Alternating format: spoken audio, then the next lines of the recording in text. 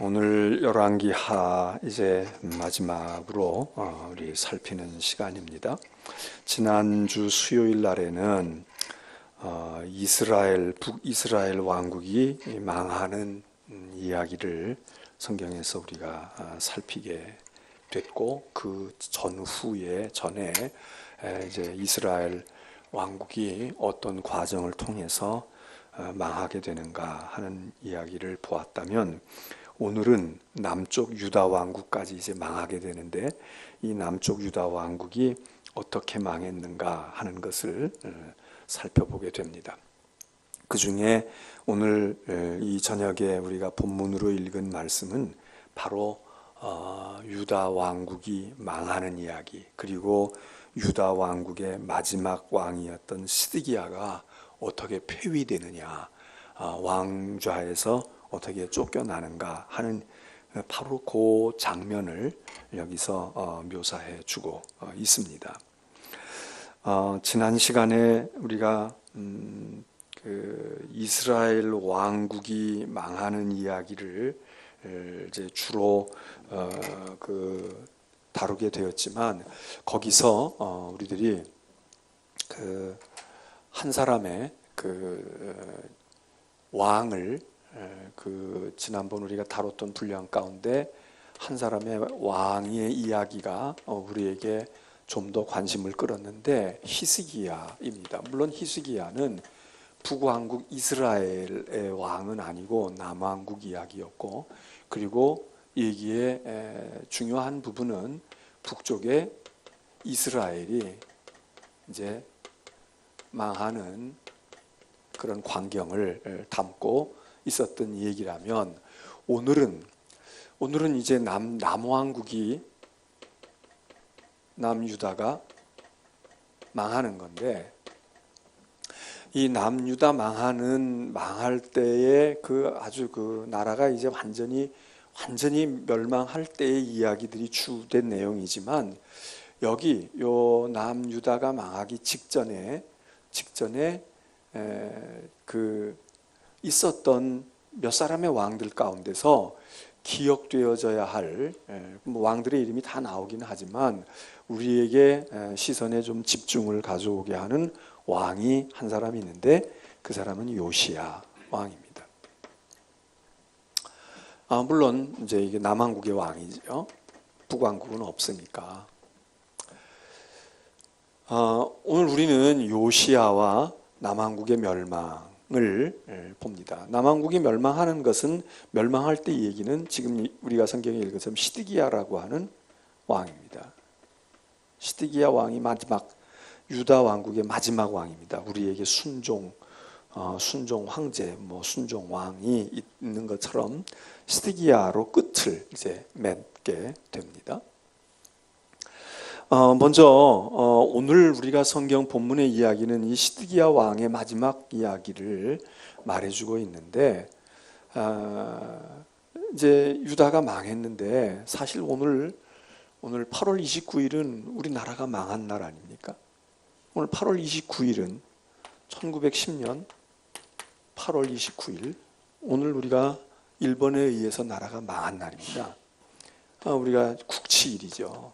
치욕스러운 날입니다. 사실 우리가 8월 15일도 기억해야 되지만, 이 8월 달에 우리가 두 가지의 사건이, 대조적인 사건이 있는데, 이 치욕스러운 사건에서 벗어난 날도 8월인데 그건 15일이고, 그리고 그 해방이 되어진 건 나라가 망했다는 건데, 나라가 망한 날도 8월 달에 있는 날, 바로 오늘입니다.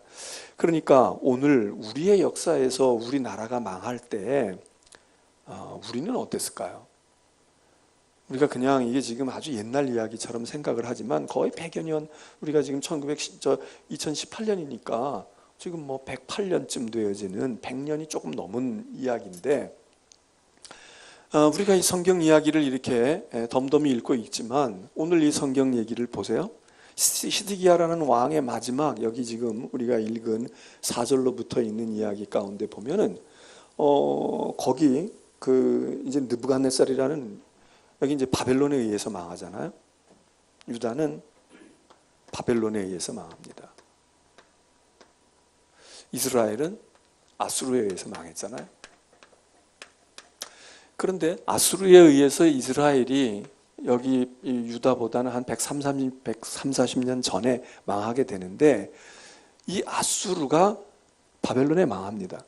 그래서 바벨론이 새로운 북쪽 대륙의 강국으로 강자로 등장을 하면서 아수르도 무너뜨리고 그리고 유다도 이 아수르가 이스라엘을 망하게 했을 뿐만 아니라 계속 남쪽 유다도 압박을 가했던 나라인데 바벨론이 아수르를 무너뜨리니까 자동적으로 유다는 뭐 이제 바벨론의 압박을 받게 되는 거죠.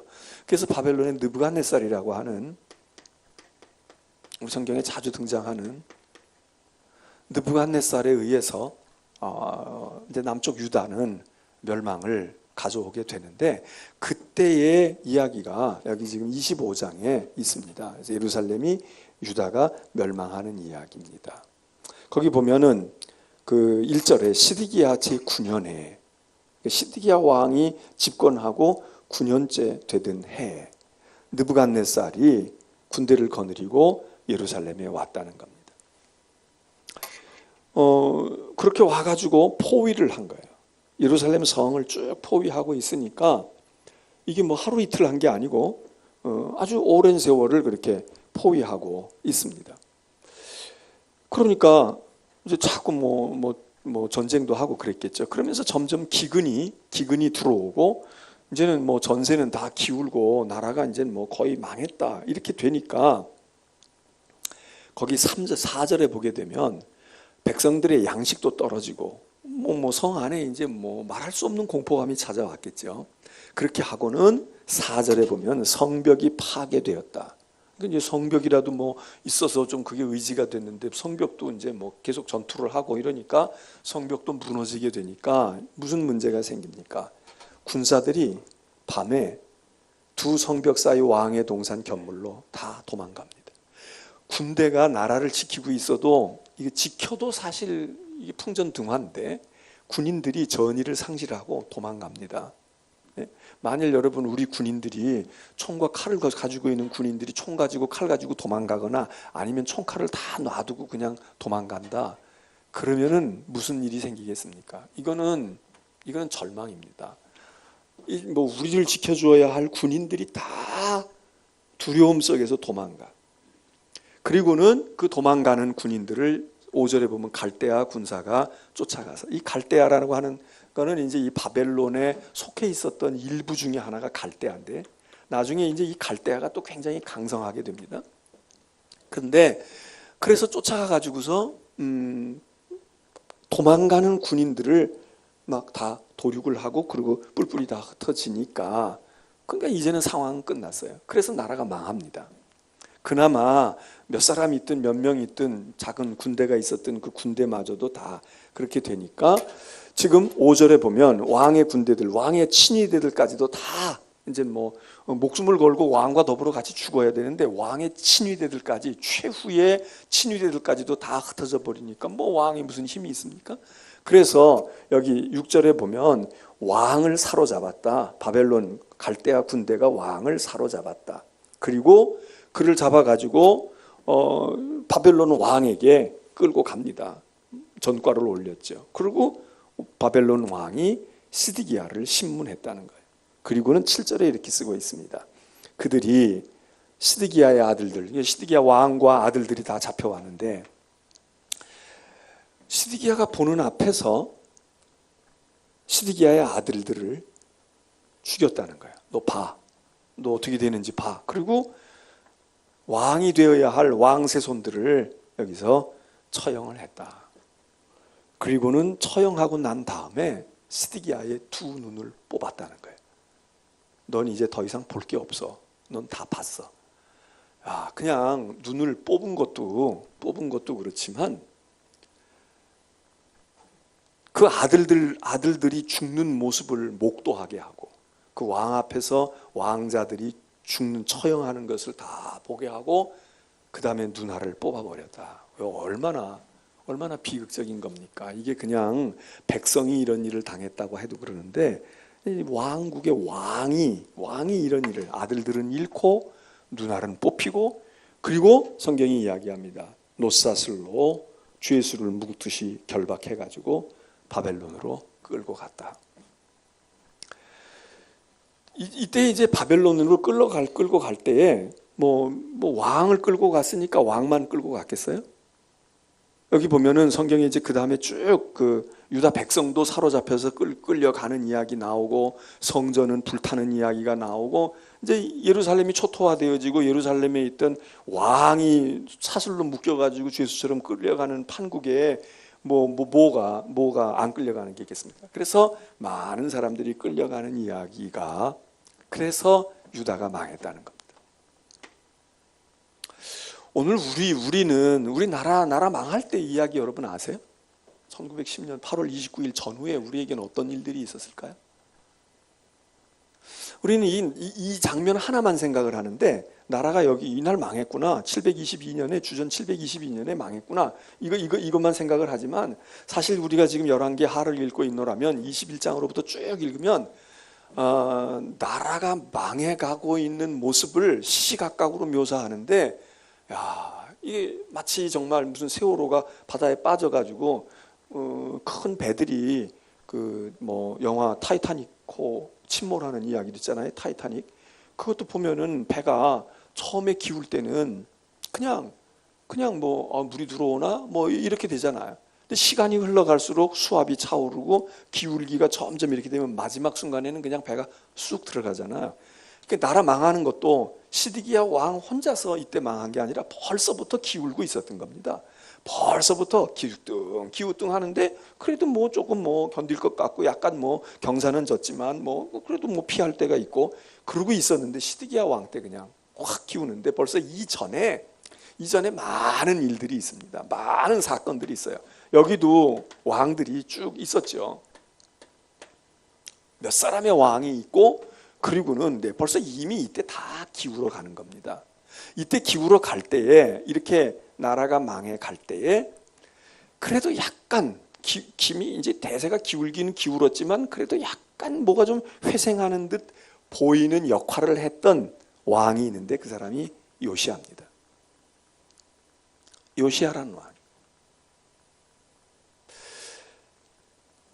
여기 히스기야라고 하는 왕을 우리가 기억을 합니다. 물론 마지막에 가서 좀 아쉬움을 남겼지만, 그래도 히스기야만한 왕이 성경에 있지 않잖아요. 그래서 성경에서 행실이 바랐다, 선했다, 또는 정직했다, 이러는 말을 붙이는 왕이 그렇게 많지가 않아요. 근데 이제 다윗은 물론 이것에 이제 아주 모범이 되는 왕이니까 다윗이 있고는, 그리고 수십 명의 왕들 가운데서 그렇게 다윗의 길을 쫓아갔다, 다윗의 길을 따라갔다, 이렇게 얘기하는 왕이 많지 않은데, 그 중에 히스기야가 있고, 그 중에 요시야가 있습니다.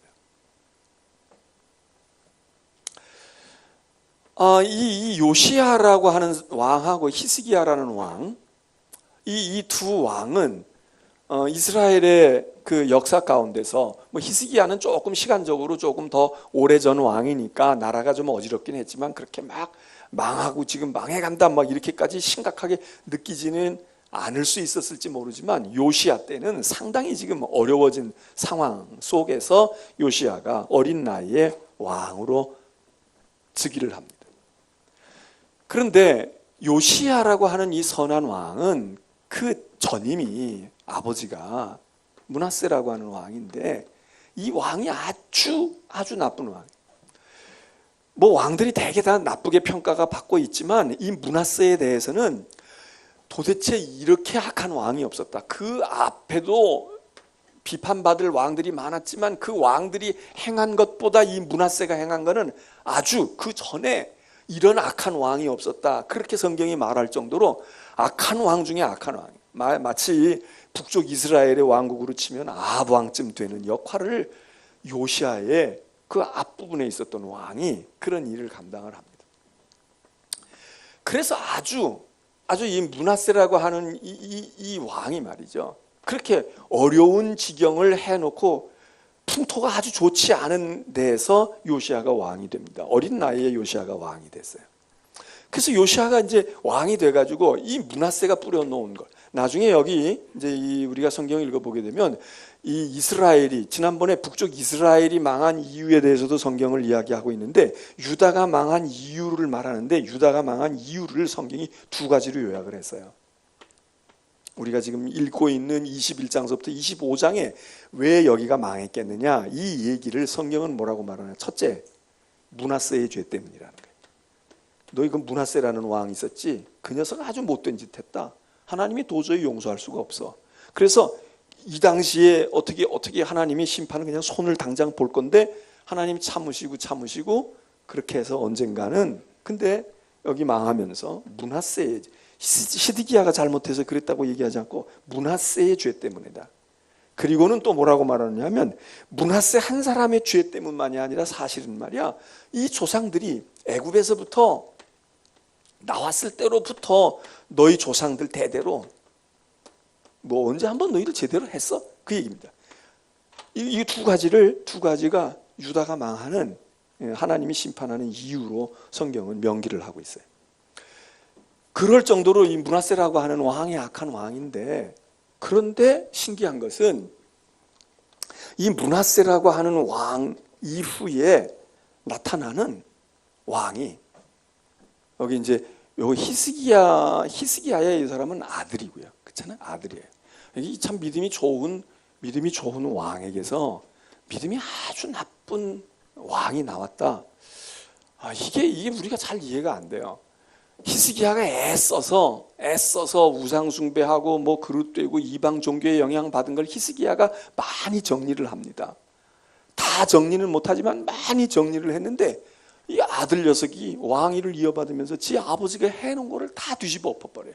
그리고 그 전에 있었던 악한 왕들이 했던 것, 그거 플러스 저희가 더해.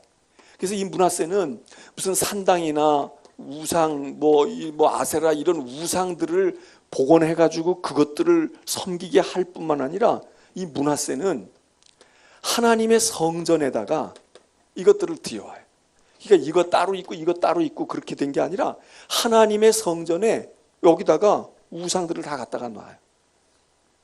그 정도까지 아주 악을 행한, 그래서 하나님이 이 므낫세 같은 왕을, 이런 놈을 보지 못했다 이렇게 얘기하실 정도로, 그냥 이것도 있고 이것도 있어도 문제가 되는데, 그게 아니고 하나님의 거룩한 성전에 버젓이 여기다가 이걸 갖다가 넣고 그냥 다 섞어버리는 그런 역할을 합니다. 근데 이제 이런 것은, 우리가 성경에 이렇게 얘기하고 있지만, 이런 것은 이제 보게 되면은 아까 얘기한 것처럼 이 아수르라고 하는, 지난번에도 말씀드렸잖아요. 이스라엘을 멸망시킨 아수르의 통치 정책이 다 섞어버리는 거다. 정체성을 못 가지게 하는 거죠. 중화시키고 섞어버리는 거야. 그러니까 예를 들어서 우리가 중국에 가서 살아도 중국 사람이 조선족으로 그냥 계속 자기의 것을 유지하면 자기 정체성을 가지고 언젠가 독립해버릴 수 있고 언젠가 투쟁할 수 있는데, 이걸 슬금슬금 섞는단 말이죠. 중국 사람들도 중화라는 정책이 그런 거 아니에요? 자기들이 워낙 크니까, 그래 너희들 들어와서 살아, 그냥 너희들 살아, 너희들끼리 너희 학교 해봐, 다 줍니다. 다 해. 그런데 이게 오래 못 가요. 1대, 2대, 3대 가면 말 다 잊어버려. 그리고 다 중국화 되어버린다. 중화되어 버린다고. 다. 그 화자는, 그 된다는 화자는 아니지만 다 중국 사람처럼 되는 거예요. 워낙 이 중국이라고 하는 게 거대한 민족이니까 그 한족에게 다 동화시켜버려. 그래서 거기서 굉장히 존중해 준 것 같지만은, 존중하면서 예를 들어서 미국이나 이렇게 뭐 카나다나 이렇게 해가지고 그렇게 하는 정책하고 겉으로 볼 땐 비슷한 것 같지만 비슷하지가 않다고요. 네? 비슷하지가 않아. 다 물들어서 은근히, 그리고 그 자리에 한족들이 자꾸 들어와. 그래서 섞어버려요. 예를 들면 미국이나 카나다 같은 데는 다 들어와서 살지만 외국 사람이 들어와서 살고 이제 거기도 시간이 흘러가면 우리 한국 사람이 뭐 한국계 미국인이다 뭐 일본계 미국인이다 그러지만 워낙 큰 나라에 들어가 살니까 살다가 보면 이제 2, 3대 지나면서 말도 잊어버리고 그냥 얼굴 모습은 동양 사람이 모습이 있어도 또 피도 섞이니까 나중에는 이제 뭐 이게 무슨 뭐 그 저기 백인 계열인지 아니면 이게 무슨 남미 계열인지 다 몇 대 들어가서 섞이면 외모도 그냥 다 짬뽕이 되어지지만 내버려 두면 그렇게 되지만 그래도 이 사람들은 여기다가 막 가서 뒤섞는데 그냥 막 화학적으로 섞지를 않고 그냥 내버려 둔단 말이죠. 그래서 이런 정책을 샐러드 볼이라고 이야기하잖아요. 샐러드, 우리가 샐러드를 이렇게 보게 되면 그 볼, 그 샐러드 이렇게 그릇 속에 양상치도 들어가 있고 당근도 들어가 있고 오이도 들어가 있고 그게 다 살아있어. 거기 다 보인다고. 이게 이거는 차이니즈구나, 이건 코리안이구나, 이거는 말이죠 뭐 재패니즈구나, 다 이렇게 다 섞여 있어요. 보인 것이 보이면서 조화를 이루는 거예요. 그냥 너희들 거 그래, 너희가 가지고 있는 특징이 우리한테 다 장점이야, 이걸 많이 살려주는 거라면 중국은 샐러드 볼이 아니에요. 여기다 갖다 집어넣고 막 다 섞어버려. 짬뽕을 만들어서 이게 한국 사람에서 온 건가, 이게 중국에서 온 건가 헷갈리게 만드는 거예요. 아수르가 그런 정책을 했거든. 그러니까 이 영향을 므낫세가 받은 거예요. 왜? 여기 아수르의 영향을 받게 돼 있잖아요. 그러니까 이런 흉내를 내는 거야. 그러면서 온갖 것 들여오는데 심지어는 성전까지도 갖다가 섞어버려요. 막 섞어놔가지고 이게 여호와의 신을 섬기는 것인지 이게 바알 신을 섬기는 것인지 알 수 없게끔 만들어. 혈통도 다 섞어버리고 문화도 섞고 종교도 섞고 그래가지고 혼합주의를 만들어버린다. 혼혈주의를 만들어버려. 그게 사마리아예요. 자, 이런 정책이었어요. 근데 여기 이 바벨론은 이렇게 하지는 않았잖아. 이렇게 하고 여기다가 이제 막 이스라엘 사람 갖다가 뽑아가고 여기다가 딴 나라 사람 섞고 그랬는데 여기 이 바벨론은 말이죠. 그런 정책을 쓰진 않았다고 지난번에 말씀을 드렸어요. 여긴 붙들어 갑니다. 요주 인물들이 붙들어 가는 거예요. 왜냐하면 이 사람들만, 이 리더들과 행동할 수 있는 이 사람들만 뽑아가면 군중은 몇백만이 있어도 그 사람들이 무슨 의식이 있어서 결합을 하거나 막 투쟁을 하거나 이렇게 안 한다고 보는 거예요.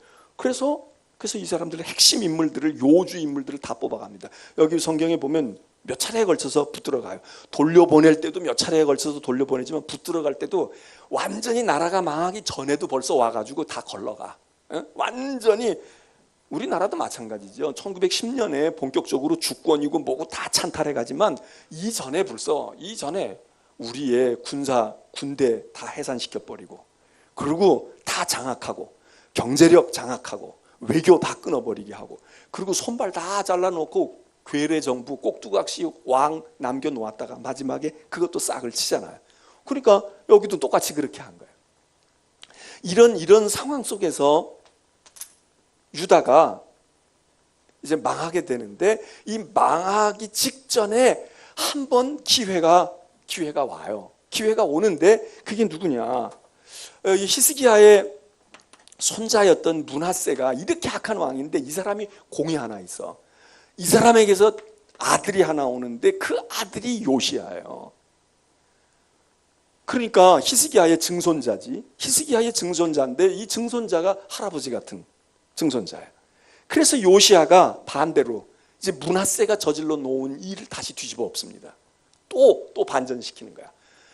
그래서 히스기야는 선한 왕인데, 히스기야의 선한 왕이다, 정직하고 의로운 왕이다. 이 히스기야는 물론 히스기야도 신앙적인 일들을 많이 하고 종교적이고 그런 것들을 많이 했지만 히스기야가 가졌던 나라 회복의 신앙적인 면모는 정치적인 데서 많이 나와요. 이 사람이 뭐 예배당 짓고 이러지는 않았지만 사회의 모든 정책이나 이런 거를 수행해 나갈 때 이 정치적인 자기의 왕으로서의 역량을 발휘하는 곳에서 개혁을 해요. 이대로 가면 안 되겠다. 나라가 이렇게 되면 안 되겠다. 그래서 바꾸어 갑니다. 그런데 요시야는 똑같이 개혁 정책을 펼치지만 요시야의 핵심은 정치적인 무슨 국회를 어떻게 한다든지 뭘 어떻게 한다든지 이러는 사회적으로 되어지는 것보다 요시야는 직접 종교 문제에 관심을 많이 가져요. 이게 차이예요. 이 사람과 이 사람의 차이는, 그래서 요시아는, 요시아의 대단한 업적은, 히스기야는 그래도요 무슨 연못도 파고, 우리로 말하면 댐도 만들고 관계수로 개선을 해가지고 적군이 들어오게 되면 안에서 물 걱정하지 아니하고 먹을 수 있는 그 수로를 만들어서, 그게 지금도 성지순례 할 때 그걸 우리가 본다고요. 히스기야의 샘, 히스기야의 수로. 야, 그때 그렇게 했구나. 그렇게, 그런 어쨌든 사회적인 일들 하는데, 요시아는 이게 어릴 때 8살에 왕이 되거든요. 8살에 왕이 돼가지고 31년 동안 통치하니까 40살 채 되지 않아서 죽어요. 요시아는 전사한다고, 전투하다가 애국 군대와 더불어 싸움하다가 죽는데, 그런데 이때까지 이 어린 나이에 왕이 돼가지고, 뭐 8살짜리 왕이 돼가지고 처음부터 했겠어요? 처음에는 못했겠지. 그래도 뭐 이게 좀 나이가 들어서 뭐 10대살이 되거나 20살이 되거나 그래서 이제 했겠지만, 어쨌든 종교에 관심을 가집니다. 그럼 종교에 관심을 가지면 어떻게 되겠어요? 우리가 믿음이 없는 사람이 믿음이 생기려고 하면 뭐 기도해가지고 은혜 받고 말이에요, 뭐 계시 받고 뭐 은사 받아가지고 믿음이 생길 수도 있지만, 교회 건물이나 교회 조직에 관심이 있는 거예요. 안 오던 교회 열심히 오고 예배만 간신히 삐쭉 와가지고 낮에 드리다가, 아니야, 속회에도 모이고 말이에요, 뭐 선교에 모이는 데도 가고 운동하는 데도 가고 이러고 가잖아요. 교회 조직과 공동체 속에 자꾸 소속감을 가지고 관심을 가져요. 뿐만 아니라 그렇게 하게 되면 무언가 하면, 이제 종교라고 하는 것이 물론 영적이고 안 보이는 것이지만, 종교를 담고 있는 그릇, 다시 말해서 성전, 교회, 교회당, 이거에 대한 관심이 생겨요.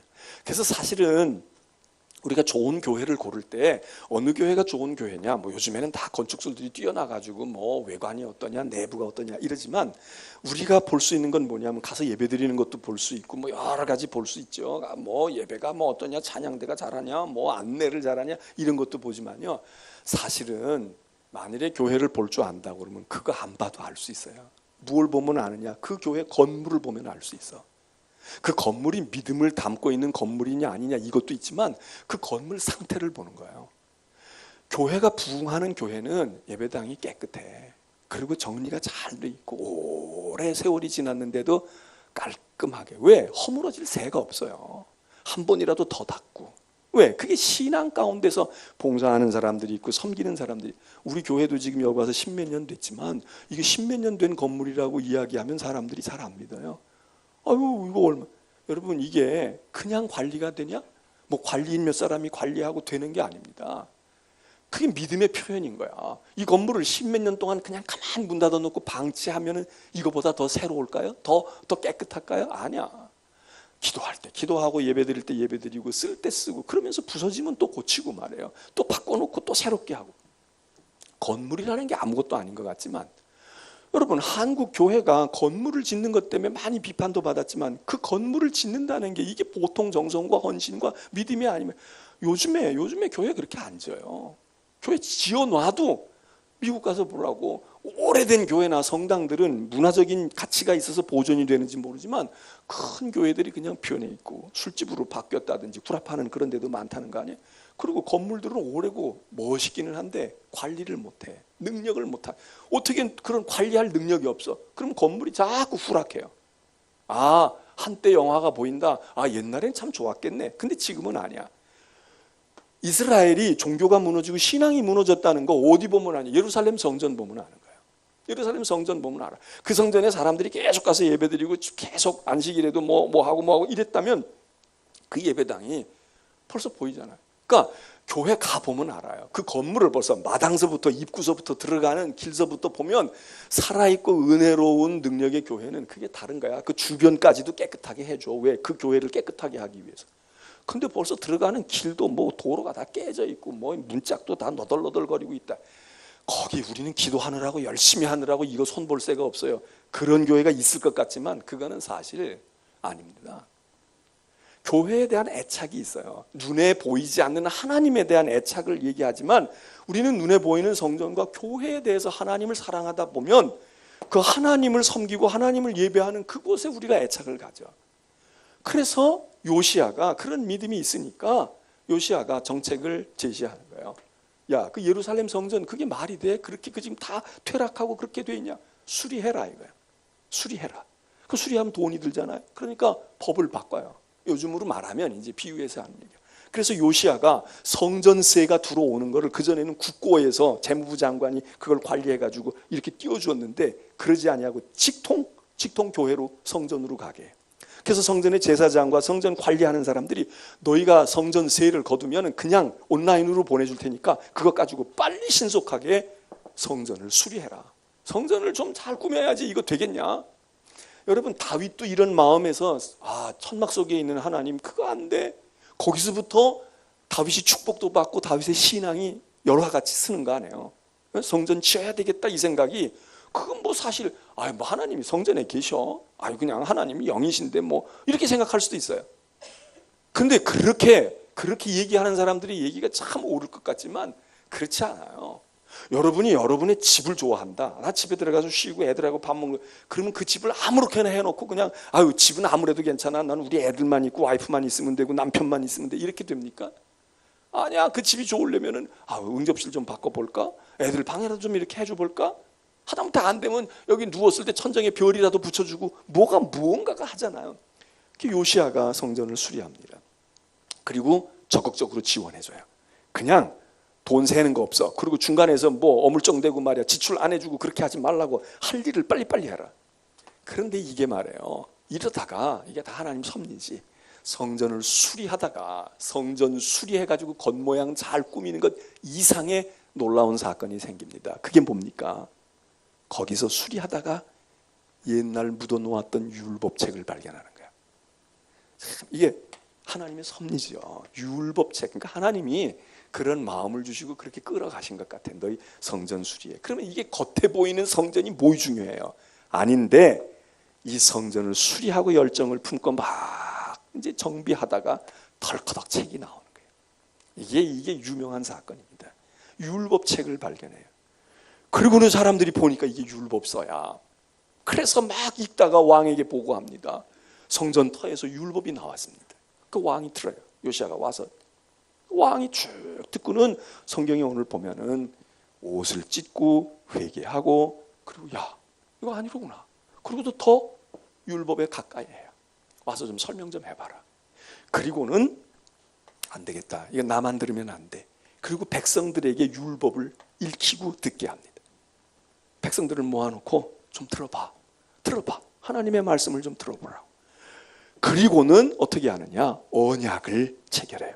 하나님 앞에서 다짐을 하는 거야. 백성들 모아놓고 우리가 이 하나님 말씀대로 하고 있어? 안 하고 있잖아. 하나님 말씀대로 해야 되지 않겠어? 그리고 언약을 체결해요. 이게 아브라함과 언약, 모세의 언약, 여호수아의 언약 이런 언약이거든요. 이게 대단히 중요한 건데 이 사람이 제사장도 아니고 선지자도 아니고 왕이에요. 그런데 요시야가 언약을 백성들 앞에서 하나님이 우리 하나님이시고 이 말씀에 우리가 언약을 체결합니다. 그리고는 이런 언약을 체결하면서 이제 뭐 회개하고 돌아오고 청산하고 막 그리고 이제 이 우상의 이런 지 아버지가 했던 이런 것들을 말해요. 다 이제 다시 뒤집어서 증조 할아버지가 한 것처럼 그보다 더 철저하게 이제 해나가는데 그렇게 요시야가 하다가 또 하나 율법을 발견한 것 못지않게 또 하나 성경이 뭐라고 얘기하느냐? 이 놀라운 사실을 발견하게 돼요. 이걸 쭉 행하고 보다가 요시야의 마음속에 유월절이라는 단어가 들어오는 거예요. 이 율법 속에 있는 유월절이 들어와. 이건 뭐야? 그리고 요시야가요 백성들에게 이제부터 유월절 지킨다. 그런데 성경은 뭐라고 쓰고 있느냐 하면 그 당시 백성들이 유월절을 안 지켰다는 거예요. 근데 이게 안 지킨 게 1, 20년 된 일이 아니야. 성경이 뭐라고 말하냐? 사사시대로부터 오늘 이 순간까지 지금까지 이스라엘이 유월절을 안 지켰다는 거예요. 여러분 이해가 됩니까? 여러분 유월절이라는 건 이스라엘의 절기 가운데 가장 대표적인 절기입니다.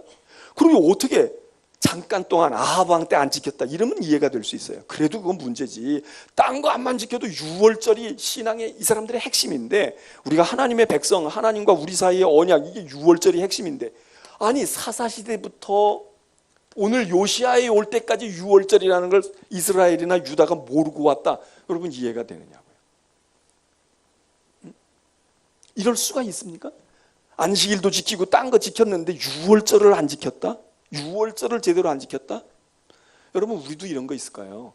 지금 우리가 뭐 성경 공부하고 뭐 하고 그러고 뭐 다 우리 알아 배워왔고 다 했던 거야. 그러고 있지만 지금 우리 딴에 주일날도 지키고 예배도 드리고 뭐 11조도 하고 다 한다지만 진짜 유월절과 같이 핵심을 놓치고 있는데 아무것도 누구도 의식하지 못해. 깨닫지도 못해.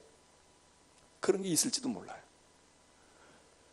저는 이 얘기를 읽을 때에 그런 생각을 해봐요. 아니, 그래, 사사시대에 사사들 뭐 있다고 해도 뭐 삼손이고 말이야, 누구 있다고 해도 그 사람들 그렇게 완벽하다고 할 수 없어. 그렇지만, 그래도 신앙의 인물들이 있잖아요. 예를 들어서 사무엘 같은 예언자가, 선지자가 얼마나 이분이 신앙적인 분이에요. 근데 사무엘 시대에도 유월절을 안 지켰다? 여러분, 이해가 돼? 또 다윗, 딴 사람은 그만두더라도 다윗 왕이 어떤 사람이에요? 다윗 왕이 어떤 사람이냐? 근데 다윗 때에도 그러면 유월절을 모르고 그냥 갔다? 어?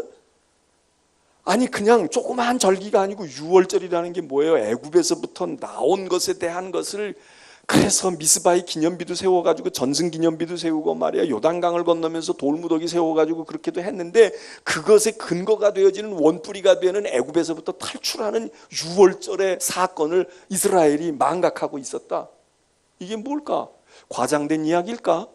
아니면 이런 분들은 지켰지만 대체적으로 안 했다는 얘기일까?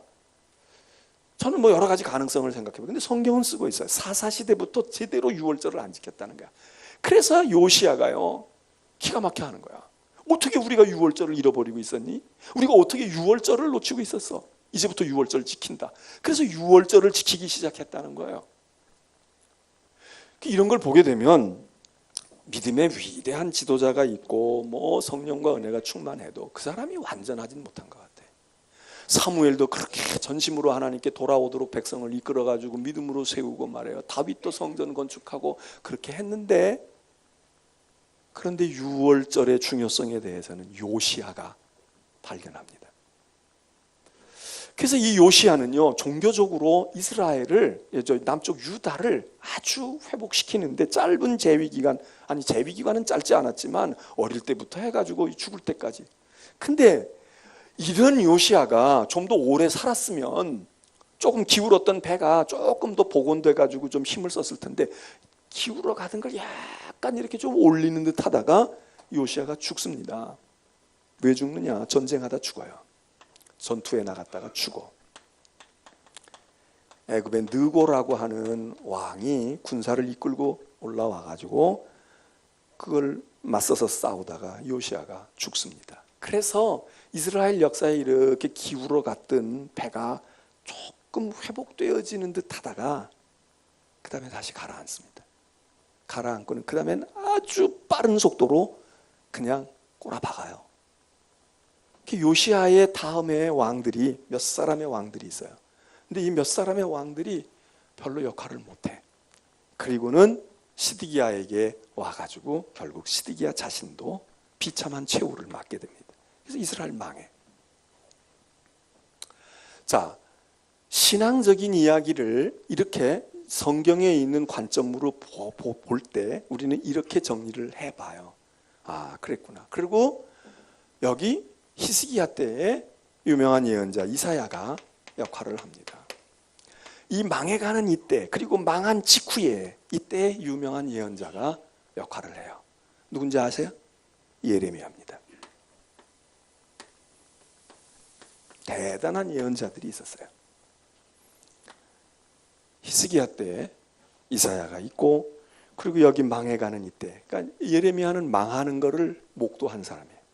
예레미야는 나라가 망한 걸 직접 경험한 사람이에요. 예레미야가 있어요. 시드기야가 죽습니다. 시드기야가 붙들려 가요. 그리고 바벨론이 이제 모든 통치권을 다 가지고 왔어. 그리고 어떻게 했느냐? 여기 이 유다에는 중요한 인물들만 싹 뽑아가고, 그리고 다 문제가 될 만한 능력과 소질을 가지고 있는 사람은 왕족, 여기 보면 기술자, 뭐 학자, 그리고 귀족들, 이런 사람들 핵심적인 인물들을 다 바벨론으로 끌어가고 여기는 말하자면 껍데기들만 남겨두는 거야. 거기선 뭐 내버려둬도 뭐 걔네들 별거 아니야. 그리고는 이 남아있는 사람들을 어떻게 통치하느냐? 총독을 세워요. 일본도 총독 세웠잖아요. 근데 일본 사람들은 자기네 사람을 데려다가 우리나라에다가 총독 세우잖아. 데라우치 총독 같은 사람 우리나라에 세우잖아요. 그런데 바벨론은 그렇게 하지 않았어요. 어떻게 했느냐? 유다 사람 가운데 총독을 세워요.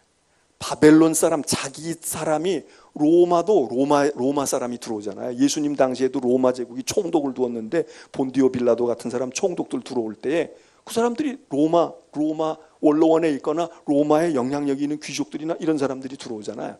유대인을 세우질 않아요. 꼭두각시 왕은 도도도 총독은 실권을 가진 총독은 자기네 사람을 세우는데 바벨론은 유다인 가운데서 총독을 세워요. 현지인 가운데 총독을 세웠어. 그 사람이 그달리아라는 사람이에요. 그런데 이 그달리아는 말이죠. 그달리아는 어떤 사람이냐? 신망을 얻을 만한 사람입니다. 이 사람은 저 요시야 왕 때 사반이라는 서기관이 있어요. 율법 학자지. 아주 성경 전문가고 그러는 사반의 자손이에요. 이 사람은 매국노가 아니에요. 그런데 이 사람에게 총독을 딱 임명해래. 그런데 이 그달리아가 말이죠. 뭐라고 얘기를 하느냐 하면 자기 지금 망한 백성들에게 뭐라고 얘기냐? 자꾸 바벨론에게 저항하려고 하지 마. 싸우려고 하지 말라고. 그리고 바벨론을 잘 섬겨라. 이 얘기합니다. 여러분, 만일 우리가 일본에 망했어요. 근데 우리 한국의 지도자들이 이 얘기하는 거야. 여러분, 조선인 여러분, 일본에 뭐 독립군 한다고 싸우고 그러지 마요. 그래 봐야 안 돼. 우리 힘으로 안 돼. 그냥 일본 사람들하고 잘 지내. 일본 사람들 통치에 따라서 그냥 잘 지내라고.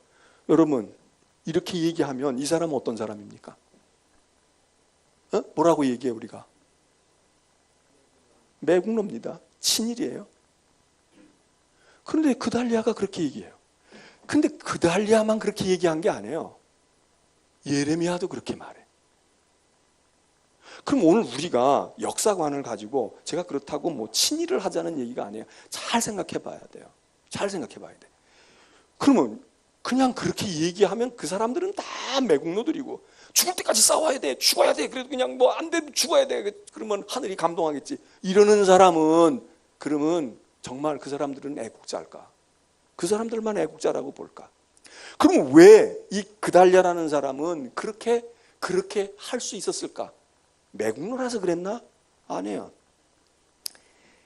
이거를 이 망한 유다 백성들이 좋아하겠습니까? 이게 못마땅한 거야. 이놈이 뭐야? 바벨론 앞잡이가 돼가지고 말이야. 친일하고 앉았네. 그리고 이 그달리아를 죽입니다. 애국자인 유다인들이 들어가서 죽여요. 그래서 그달리아가 죽습니다. 죽고 난 다음에 바벨론이 이제 눈치 보일 거 아니에요? 바벨론이 우리가 세운 총독을 너네 놈들이 죽였어?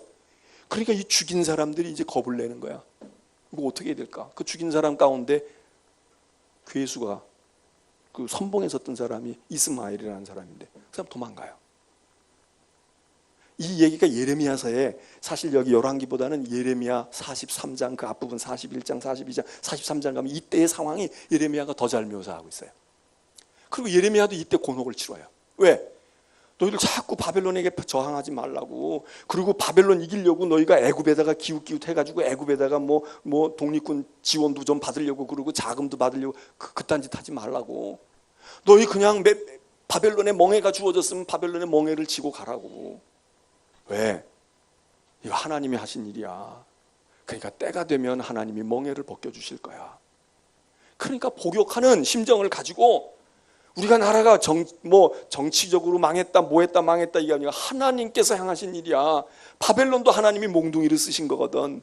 그러니까 우리가 애석하고 그러지만 우리가 이렇게 발버둥 친다고 바벨론 이길 수도 없을 뿐만 아니라 그리고 이거는 하나님이 하시는 일이야. 역사의 주관자인. 그러니까 우리가 매맞고 힘들더라도 바벨론에 끌려간 사람은 끌려간 대로 여기 남겨진 사람은 남겨진 대로 바벨론하고 친하게 지내. 그 바벨론 포로로 붙들려간 사람들에게도 그렇게 말하잖아요.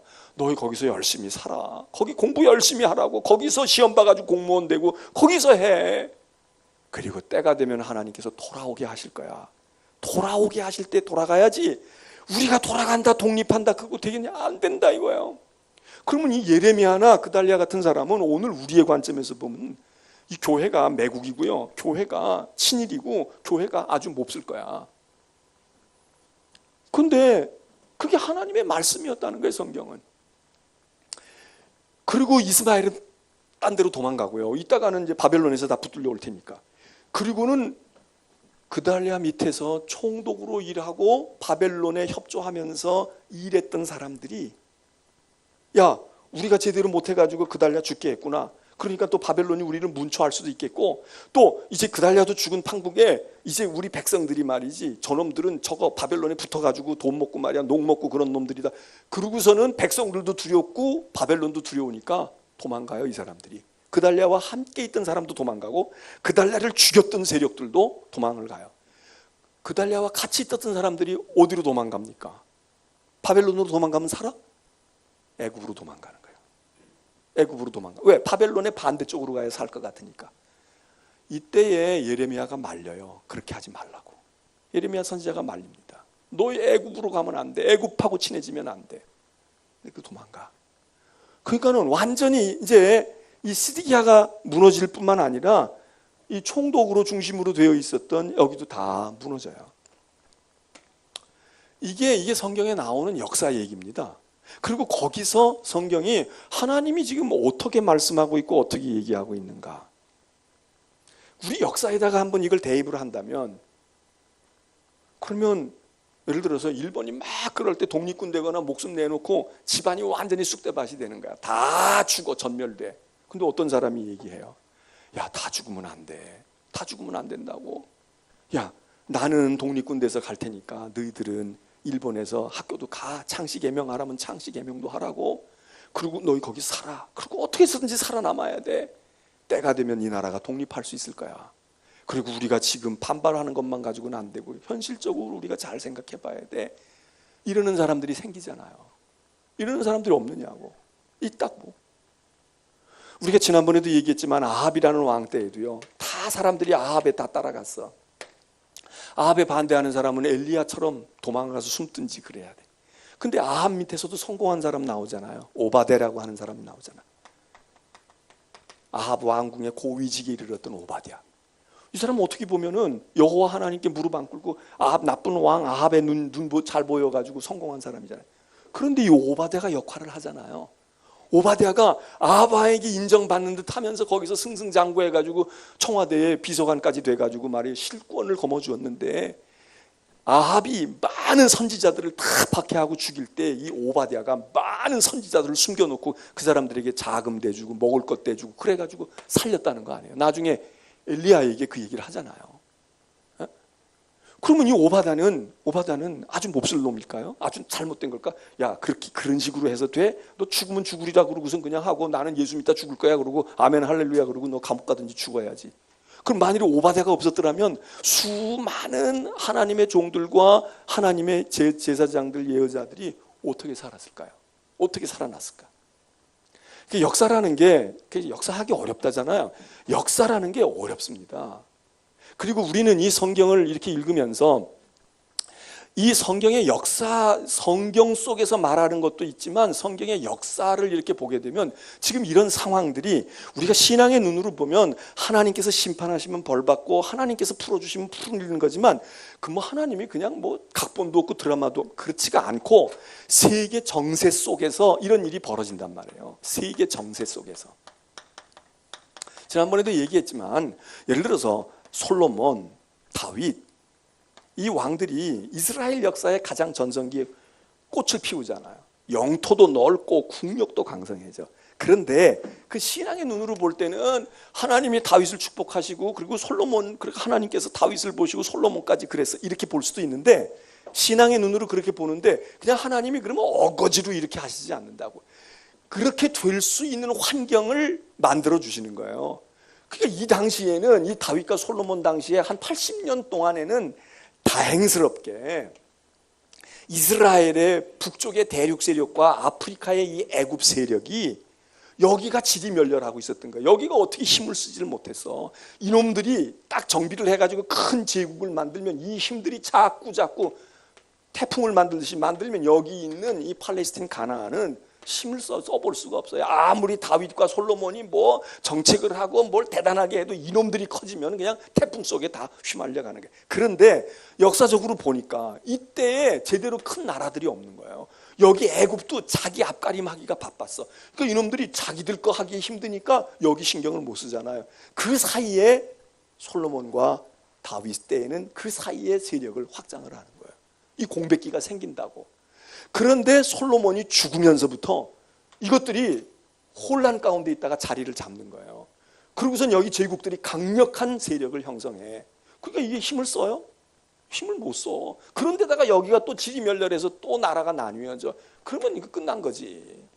이제 이런 게 우리가 이제 성경을 보면서 성경 안에 사실 이걸 담고 있어요. 근데 우리가 이거를 아주 샅샅이 찾지 않으면 몰라. 그러니까 우리는 은혜의 말씀만 찾고 하나님의 손이 함께 하시고 하나님 이렇게 하지만 하나님의 손이 그냥 이런 게 아니라 그래서 기독교는 역사의 종교인 것이고 그렇기 때문에 예언자라고 하는 사람들은 은혜 받고 계시 받아가지고 기도하다가 뒷동산에 들어가서 기도하다가 깨달아가지고 음성 듣고 가서 예언하는 게 아니라 이 사람들은 굉장히 현실을 직시하고 보는 사람들이 역사를 꿰뚫고 본다. 통찰하고 보는 거예요. 이게 어떻게 되돌아가겠다. 어떻게 가겠다. 이거를 알고 거기다가 하나님이 감동을 주시고 그런 지혜를 얻고 역사를 판별하는 사람들이지.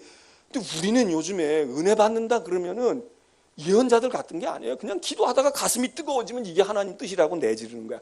개인은 그럴 수 있어요. 그러나 적어도 역사를 끌어가거나 어떤 큰 일을 하려고 하는 사람은 그것만 가지고는 안 된단 말이에요. 그리고 하나님이 내 마음속에 두시는 뜻도 있지만 역사 속에서 보이시는 하나님의 손길이 있잖아요. 그거를 봐야 되거든. 그걸 못 보면 엉뚱한 짓 하는 거예요. 그러니까 요즘엔 예언한다 어쩐다 그런 뭐 사람도 이제 별로 없지만 얼마 전만 해도 그런 사람 나타나면 그거 믿을 만한 사람이 별로 없는 거예요. 다 무당 비슷하거나 아니면 조금 뭐 기껏 해봐야 개인적인 거지. 정말 이 사람들이 역사를 해안을 가지고 통찰하고 보는 힘이 있느냐? 없다 이거예요. 그래서 이 예언자들이 대단한 사람들입니다. 그래서 예레미야는 오늘같이 우리로 말하면 역사 평가하는 데로 가면 예레미야는 그냥 매국노예요. 매국노. 너희 바벨론 가서 끽소리 하지 말고 거기서 살아. 이런 얘기가 돼. 너 거기 가 있어도 민족 정신이 잃으면 안 돼. 그리고 언제든지 독립하고 수틀리면 투쟁하고 싸우다 죽더라도 너 그래. 이래야 될 거 아니에요. 근데 그 예레미야가 그래서 감옥 가요. 예레미야가 그래서 고초를 겪어. 그리고 가짜 선지자라고 거짓 선지자들이 예레미야 보고 너 이놈아 애국심도 없구나. 너 지금 무슨 소리 하는 거야? 그렇게 얘기합니다. 이게 역사에 이제 그 마지막 순간에 이런 혼란과 이런 어려움 속에서 이스라엘은 결국 이제 나라가 망하는 길로 갔다.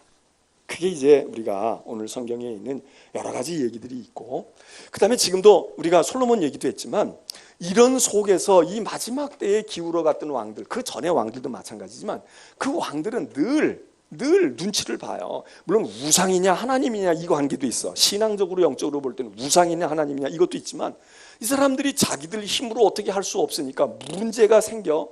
그러면 어떻게 해요? 이 문제를 풀기 위해서 이쪽에서 올라와서 문제가 생기면 여기에 힘을 얻어야 되잖아. 그러니까 여기 대륙 세력을 눈치를 봐요. 여기 아수르 있었지. 바벨론 있지. 이 분열 왕국 당시에만 해도 이 두 나라가 강력한 나라가 있단 말이에요. 이 북쪽만 해도. 또 여기 남쪽에는 애굽이라는 나라가 있는데 뭐 이게 애굽이 워낙 덩치가 큰 거니까 이 안에도 많은 문제가 있지 않겠어요? 우리가 서양사 공부하거나 그러면은 무슨 칼 타고 해전이니 뭐 이런 거 로마 제국 시대의 얘기 주로 거기 많지만 그 전에 애굽 왕조가 뭐 구왕조, 신왕조, 중왕조 해가지고 애굽의 역사가 얼마나 긴 나라입니까? 근데 이 세력들 속에서 여기 조그마한 나라인 이 이스라엘의 유다의 왕들이 자기들의 정책을 펼칠 때 언제나 눈치를 본단 말이에요. 여기 눈치 보고 여기 눈치 보고. 그 어떤 때는 여기 눈치를 봐야 할 때가 있고 어떤 때는 여기 눈치를 봐야 할 때가 있어요. 어떤 때는 여기고 끊어야 할 때가 있어. 이사야 같은 사람은 히스기야 왕에게 말해요. 여기서 뭐가 괴롭히잖아요. 신경 쓰지 말라 그랬다. 여기 가서 뭐 도움을 얻어오세요 이런 얘기하자면 신경 쓰지 말아라. 근데 이사야의 예언대로 이 안에서 문제가 생겨. 이 안에서 문제가 생겨자고 자기 스스로가 무너져 버려. 그래서 여기 압박을 가하던 일이 자기네 문제가 생기니까 다 철수해버리고 문제가 저절로 해결돼야죠. 예레미야의 경우도 이야기예요. 여기 지금 바벨론이 압박을 오니까 사람들은 어떻게 해요? 바벨론이 자꾸 괴롭히니까 애굽에서 도움을 얻으려고 하는 거예요. 근데 예레미야는 그렇게 하지 말라 이거예요. 그리고 결국 그러다가 이제 바벨론에 망하고 난 다음에는 바벨론하고 잘 지내. 끌려간 사람도 바벨론에서 평화롭게 살아라. 이게 말이 됩니까? 바벨론에서 평화롭게 살아라. 그리고 남아있는 사람들 보고도 자꾸 여기 애굽에다가 힘 의지해가지고 여기서 원조 받아가지고 너 바벨론 이기려고 하지 마. 안 된다. 그리고 그건 뜻이 아니야. 그리고 그게 해답이 아니야. 우리는 매 맞아야 돼. 우리는 매 맞는 기간이니까 매를 맞아. 잘 맞고 있다가 보면 그분이 하나님이 우리의 역사를 바꿔놓으실 거야. 그럴 때 벗겨나. 그러니까 자꾸 안 맞으려고 요리조리 피해 다니고 말이야. 뭐 이유 달아가지고 한 거 하고 그러지 말고 피가 나면 피 나는 대로 눈물 나면 눈물 나는 대로 맞아. 그러면 때가 되면 하나님께서 벗겨주신다. 그대로 되잖아요. 그대로 됐잖아. 여기서 문제도 여기서 왔지만 여기서 해결이 됐지. 그래서 바벨론이 결국은 이렇게 바벨론에서 해방이 되어지는 건 이게 망해야 되는 거야. 바벨론이. 그래서 페르시아가 등장하면서 망하잖아요. 바벨론이 망해. 그러니까 그 틈에 바벨론이 망하니까 페르시아가 인심 쓰는 거예요. 이까짓 거 손바닥, 아니 바벨론을 집어삼킨 나라인데 얼마나 큰 나라겠어요. 그러니까 페르시아가 너희 가서 살아. 너희 고향 가서 사고 싶지? 갈 사람은 가고 있으려면 있고. 그래서 있는 사람도 있잖아요. 바벨론에 그냥 남아있는 사람도 있어. 그리고 갈 사람은 가고. 그래서 돌아와. 그렇게 해서 문제가 해결된 거지. 애굽 군대에다가 동원받아서 했거나 바벨론하고 싸워가지고 뭐 바벨론이 손들고 말이야. 아이고 너 이거 독립운동 지독한 놈들이네. 아이고 그래 알았어 너 독립해. 이러고 독립이 됩니까? 근데 이런 역사의 이야기가 우리하고 흡사한 거예요. 우리하고. 우리도 일본과 중국 틈 속에서 많이 그랬잖아요. 그리고 몽골까지도 그렇고. 그리고 북한 러시아도 또 그렇고. 우리는 태평양이 대양 세력인 미국이라고 하는 또 하나의 이런 힘도 있고.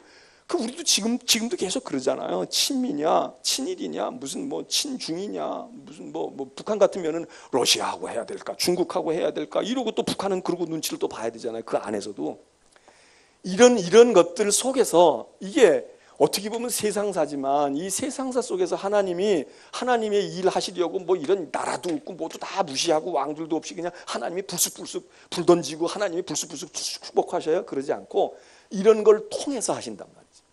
이런 걸 통해서. 그래서 역사 속에서 우리나라도 이런 역사를, 우리의 역사를 이렇게 의미로 이해하려고 노력을 많이 한 분이 있잖아요.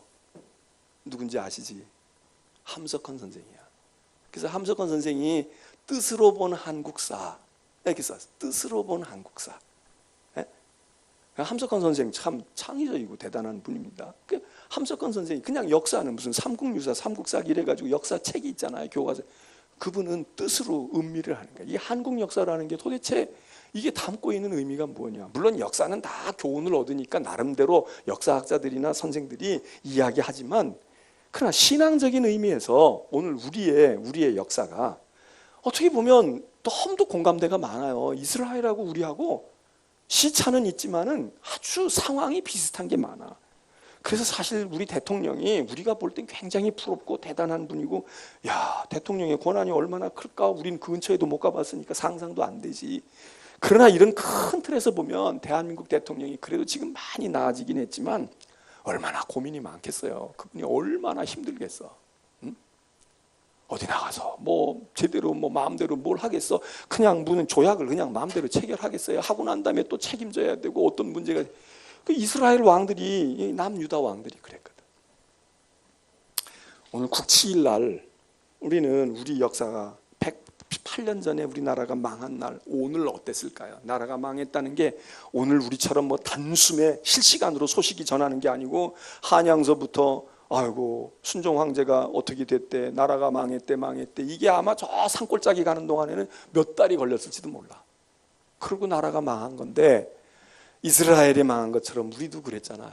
그래서 자결한 사람도 있고 왕후도 죽고 군대 다 해산되고 그리고 다 눈알 다 뽑힌 거지. 손 다 잘린 거고 다 그렇게 된 거죠. 그래도 오늘 우리가 이렇게 이 정도의 나라를 다시 100여 년 만에 이렇게 세우고 이렇게 된 거, 우리도 하나님의 손길 보는 거 아닙니까? 하나님께서 야 그러셨구나, 진짜 우리 역사도 진짜 그랬다 기억하고 8월 29일과 같은 국치일은 우리에게도 없어야 되겠습니다. 그리고 역사를 볼 때 우리가 너무 흑백으로 보는 것도 사실 생각해야 되거든요. 요즘에 친일 이래가지고 우리 기독교의 지도자들 가운데도 많이 낙인이 찍힌 분들이 있어요. 물론 찍을 사람은 찍어야 되지. 그런데 한 사람에게 있어서, 어떤 A라고 하는 사람에게 있어서 이것도 있고 이것도 있거든요. 잘 나가다가 이렇게 하고 그냥 끝난 사람도 있고, 잘 나가다가 이랬다가 이렇게 된 사람도 있고요. 이것도 반복하는 사람도 있고. 여러분은 어떻게 생각하세요? 이렇게 돼 있다면 이 마지막 부분을 봐야 돼요? 아니면은 첫 부분을 봐야 돼요? 아니면은 마지막 그것들은 전체를 봐서 평균치를 봐야 돼요? 어떻게 해야 될 것 같아요? 일본에 막 저항하다가 일본에 어떻게 돼가지고 회유가 돼가지고 또는 뭐 어떻게 이용됐어. 그래서 그냥 해방 맞았어. 근데 해방 후에 또 공헌을 나름대로 많이 세운 거예요. 교육 분야에도 그러고 정치 분야에도 그러고 많이 그랬어. 그리고 이런 사람들 가운데는 신앙적으로도 그런 사람들이 있어. 하나님을 배도하진 않았지만 국가를 위해서 어떤 때는 이렇게 역할도 하고 이렇게 역할도 하고, 그리고 해방 후에 믿음을 지키다가 그러다가 하나님의 부르심을 받고 갔어. 그럼 이 사람을 우리는 친일이라고 그래서 한때 친일을 했다고 해서 그래야 됩니까? 또 그 친일 전에는 많은 공을 세우기도 했는데, 그럼 이거는 그냥 다 없어지는 겁니까? 그럼 어떻게 해야 되는 거예요? 꼭 마지막 순간에 한번 그때 가서 잘하면, 그러면 그걸로 과거에는 무슨 짓을 했어도 끝에 가가지고 그렇게 하면 그걸로 그 사람은 훌륭한 사람이야 이렇게 해야 되는 거예요? 평균을 봐야 되는 거예요? 아니면 이 사람이 뭐 다른 걸 봐야 돼? 어떻게 해야 되는 거예요? 저도 잘 몰라요. 여러분이 한번 판단해 보셔요. 네? 여러분이 판단해 보시라고. 그래서 우리가 이제 이런 역사를 보고 우리나라에 되어졌던 일들과 흡사한 것 때문에 우리는 이스라엘의 역사가 우리에게 더 와 닿습니다. 그리고 지금도 반복되고 있어요. 우리는 어디에 있을까? 자, 요 다음 시간에는 이제 이스라엘이 망해요. 그럼 역대기 상하로 가야 되는데, 열왕기 상하 끝나면 역대기 상하는 열왕기 상하하고 내용이 역사의 무대가 같아요. 그리고 관점은 조금 달라. 그래서 똑같은 이야기를 또 조금 관점은 다르지만 하는 게, 그래서 이제는 나라가 망한 뒤에 그런 포로 시절과 다시 돌아올 때 이야기는 어땠을까? 그게 이제 나라는 없지만 이스라엘의 얘기잖아요. 그래서 에스라서로 갑니다. 에스라서로 가요. 바벨론에서 어떻게 포로 생활을 했는지, 그리고 그 사람들이 어떻게 돌아오는지, 돌아와서 어떻게 되어지는지, 신약시대 전까지 가는 이야기들을 다루는 책들을 성경에서 우리가 봅니다. 자, 오늘 여기까지. 이제 기도합니다.